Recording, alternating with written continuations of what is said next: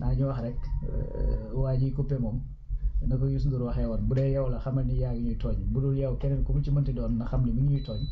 ndax effectivement liggéey bi moom xawoon na gàllankooru tey en plus le matériel parfois kuy xamaj bi tàkk bi dellu si waat bi fayaat mën na ko indil ay gàllankoor. Un autre point boo xamante ni ça m'a semblé intéressant que ñu war koo mën a waxtaanee mooy li nga xamante ni moom moo xew diggante journal bii di Yoor Yoor ak la société civile ndax Yoor Yoor dafa bind journalam daal di bind quand la société civile effectivement nu mu ko waxeeti sax baal ma rek ma génne ko donc quand la société civile protège les pilleurs de la République après nag gis nañ ne effectivement ki nga xamante ne mooy doyen Alioune Tine comme à son habitude génn na daal di kaas ci loolu naqarlu ko wax ne journal bii nga xamante ne moom mooy Yoor Yoor waroon naa bañ a bind loolu ni mu ko waxee nag mooy ne moom dafa jàpp ne li Yoor Yoor bind ingratitude la ni mu ko waxee mooy quelle ingratitude repasser les séquences de lutte de 2021 à 2024 on était à l'avant-garde des luttes pour les droits humains on était traité de la même manière par le pouvoir d'alors bon ça effectivement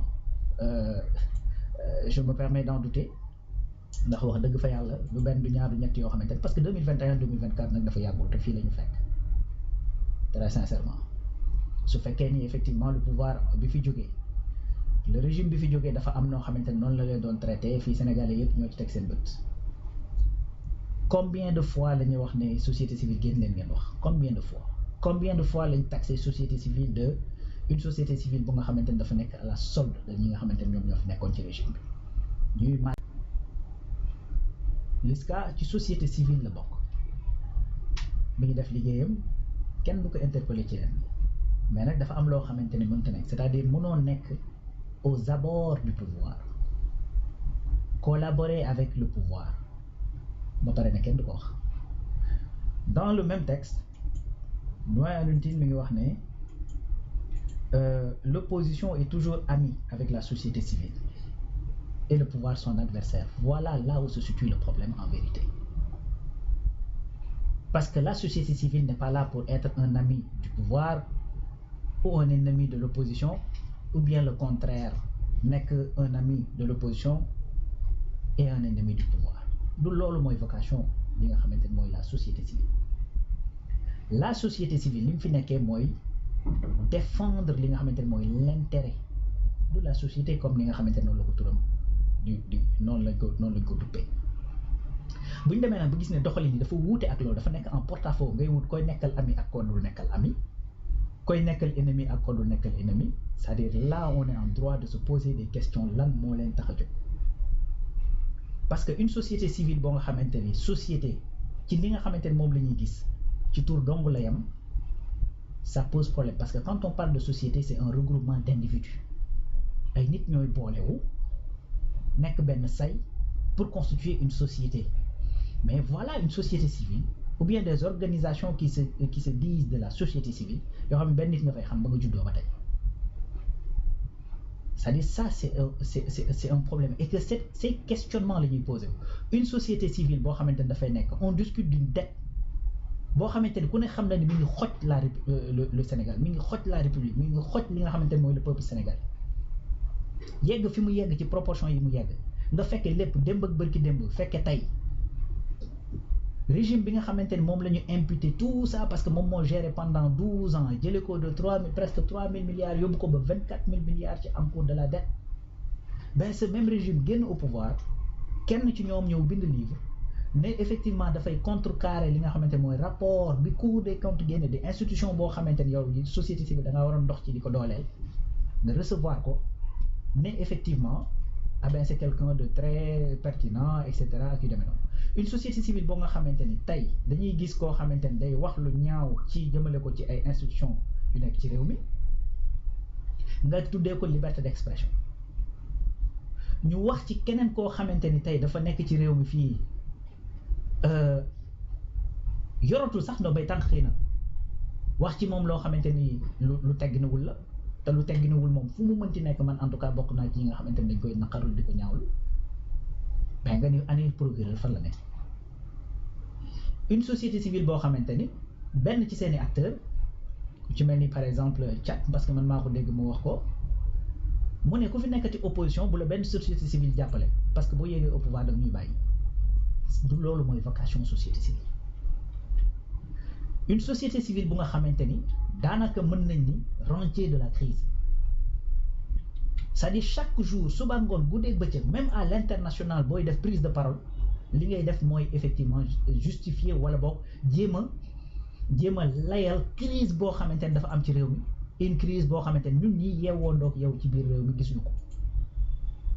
Mais à la longue, les gens vont se poser des questions en vérité. Ceux-là qui se disent de la société civile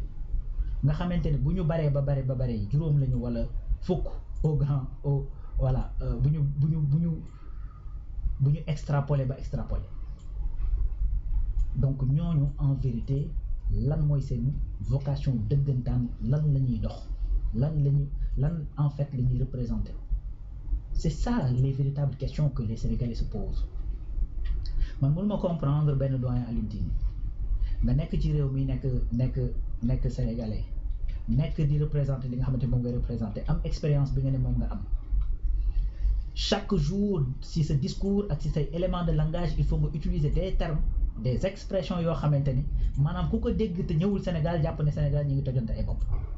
Quelle est l'ambition? Quel est le but? Chaque jour nga waxi jubóole wax loo xamante ni ani ñi xuloo.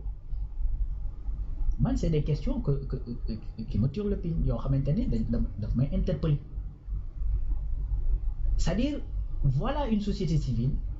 boo xamante ni un Sénégalais bu dem dagaan baatu askan bi ñu jox ko mandat mu nekk député nga dem à l'Assemblée nationale conseil constitutionnel daal di reconnaître que ni yow député nga parce que tout simplement da ngaa jiite woon benn liste nga war a dellu à l'Assemblée nationale après avoir exécuté sa ay fonctions yi nga xamante ni moom nga yoroon ci gouvernement ñu ne da ngaa nekk hors la loi en plus ci loo xamante ni été woo ko ci benn texte boo xamante ni indi nga ko ne loi sangamkat wala texte sangamkat da koo interdire pour mu dem c'est-à-dire loolu moo tax nit ñi effectivement di interroger wu ci en vérité lan mooy seen taxawaay dëggantaan par rapport effectivement li nga xamante ni mooy ni réew mi di doxale ma jàpp ne nag au-delà de tout ça c'est-à-dire ce sont nos gouvernants même qui sont interpellés maanaam ñi nga xamante ni ñoom lañu dénk ne leen doxal leen réew mi ma jàpp ne ci ñooñu da cee bokk ñi nga xamante ni ñoom ñooy le parlement ndax àddina day dox ba benn moment ci yoo xamante ni xëy na posé wuñ ci woon question ci penc mi mu yell nag pour ñu waxtaanee ko man jàpp naa ne jot na ñu waxtaanee exactement c'est quoi la société civile ñan ñoo war a représenter li nga xamante ni mooy la société civile yan normes ñoo ko war a encadrer naka la ñu war a def ba nga xamante ni société civile boobu ñuy wax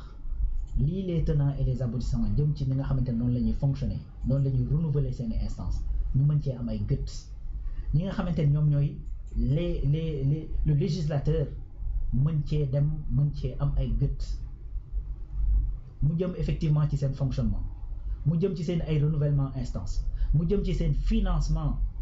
également parce que man je peux pas comprendre tey un parti politique c'est-à-dire nekk une organisation privée ñu war ko mën a exiger chaque année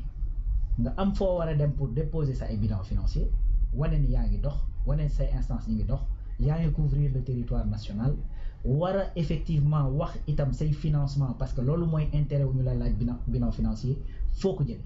interdire la ay financement extérieur interdire la effectivement ay financement yu nga xamante ne dañuy opaque ba boo ko defee ñu mën a tas li nga xamante ne moom mooy sa parti politique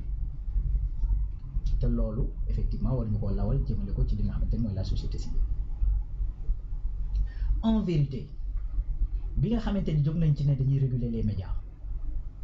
bëri na jafe-jafe yu mu jur mais ñëpp a xam ni médias yi effectivement il faut que ñu réguler quel que soit format bi nga xamante ni ci la ñuy jaaree mais il y a une régulation qui doit se faire pourtant des acteurs de la société civile dañ doon jóg di prononcer wu ci sujet boobu alors que également ñoom dans leur secteur je crois qu'il y a à manger et à boire il faut que effectivement ñu également ñu saytu def une régulation ba nga xamante ni tey ñi nga xamante ni ñoom ñoo fi ne danañ am une reconnaissance de la part de l'État mais ñoom aussi dinañ am devoir de rendre compte devant les Sénégalais devant cette société bi nga xamante ni moom la ñuy représenter ba tax ñoom ñu tudd société civile. Donc nit nag su fekkee ni effectivement dañ la ci jiiñ loolu noo xool yow yaa war a moytandiku ñu lay fekk ngay soccoo yooyu livre. Et puis encore une fois on a l'impression que dans ce pays yaa naa ñi nga xamante ni dafa mel ni sax souhait la finalement ci ñoom on a l'impression que c'est même une prière chez certains pour que effectivement problème am ci biir réew mi ba ñu mën a ñëw taxaw pour doon ñi nga xamante ni ñoom ñooy jubóole. Loolu nag il faut que ñu comprendre une chose mooy autant ñenn ñi di xëyee suba ngoon bu dégg bëccëg di dox ngir que ces situations se présentent autant noonu la yeneen ni Sénégalais di xëyee suba ngoon bu dégg bëccëg ngir ces situations là ne se présentent point. te loolu ça va continuer loolu moom xam naa ne duñ ci wàcc benn yoon ñi ci mën a wax danañ ci wax ñi ci mën a jëf danañ ci jëf ñi ci mën a dox ay tànk jéego danañ ci dox ay tànk jéego et que li nga xamante ni moom moo war a nekk mooy tout simplement veiller à ce que chaque institution ci cër bañ la jox ñu fexe veiller ci cër boobu institution ba yam ci te di ko doxal du mieux qu'elle peut. Loolu effectivement moo war a nekk rôle société civile mu nekk l'exécutif mu nekk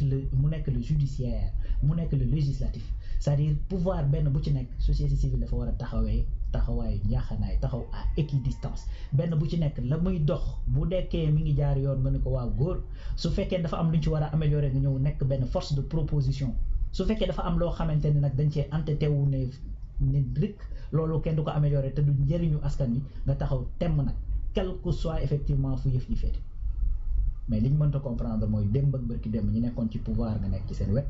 ñu jógee ci pouvoir bi nekk ci opposition nga nekk ci seen wet ba pare chaque jour nga ni man dama neutre loolu moom man bokk sama xel mënu koo comprendre. Voilà donc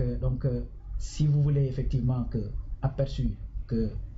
nu ma koy tudd perception bi ñu am ci li nga xamante ne noonu ngeen di doxee il vaut mieux tout simplement que ngeen changer seen doxalin te xam ni dans ce pays là encore une fois l'affairisme d'État comme on dit les rentiers de la crise comme on dit c'est-à-dire ça va plus prospérer parce que nit ñi nag dañoo am fulla gu toll ni dal gi am ci réew mi ñu fas yéene koo nag sauvegarder. Politiquement le pays effectivement amul lu fi am loo xamante ne mosu fee am les gens se sont toujours lancés des pics les gens se sont toujours invectivés. Assemblée nationale 83 xawma 84 Djiboka Moustapha Niass dañoo jàppante fii ci biir assemblée nationale ba ñuy wax naan diw mbay diw. Boo demee à Thiès souvent je rappelle quartier Aiglon il y avait deux mastodontes de deux partis yoo nga xamante ne ñoo doon jàkkaarloo chaque jour Moustapha Ndiaye du PS Boubacar Sall du PDS. Donc les élections de 2000 Abdoulaye Wade war a ñëw à Thiès le soir Abdou Diouf ñëw fa le matin Abdou Diouf mujjul yeggale meeting am donc ay invectives politiques ay jàkkaarloo politique loolu yàgg na ci réew mi. Le PDS avait ses calots bleus PS am ay tonton Macoute l'APR avait effectivement li nga xamante ne moom mooy ay naka lay tuddati c'est marron du feu au moins fii kenn déggu fi benn ministre li nga xamante ne ñoo fi nekk parti majoritaire ci réew mi ñi leen ji ñoo nekk ay forces spéciales ñoo leen génnewaat bàyyi la ñu dugg ci biir réew donc au moins parti Pastef wala boog parti majoritaire en tout cas bi nga xamante ne moo fi nekk muy Pastef au moins mën nañ leen bañ a waxal loolu. Donc lenn nag am na mooy encore une fois coow ak wax boo xamante ne dafa déplacé ak bu ñaaw fu mu mënti jóge dañ koy condamner jusqu'à la dernière énergie fu mu mënti jóge. Li ci doy waar rek mooy que ni dans les réseaux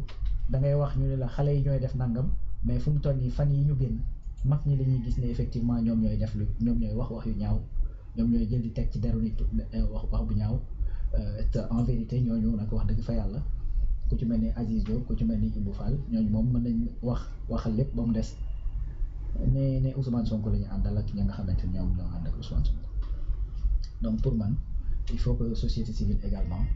mu xoolaat taxawaayam mais également que l'État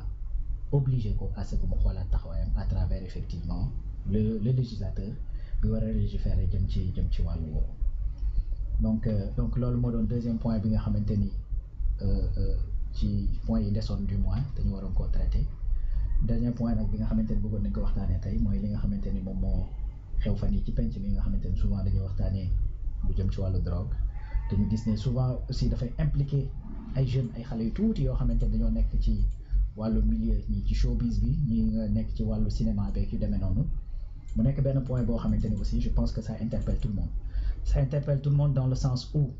c'est-à-dire ay jeunes ay xale yu ndaw a ndaw la lay impliqué lu ci bari en tout cas ça interpelle autant la famille la société que l'État la République donc moo tax mu nekk benn point boo xamante ni point bu essentiel la te loo xam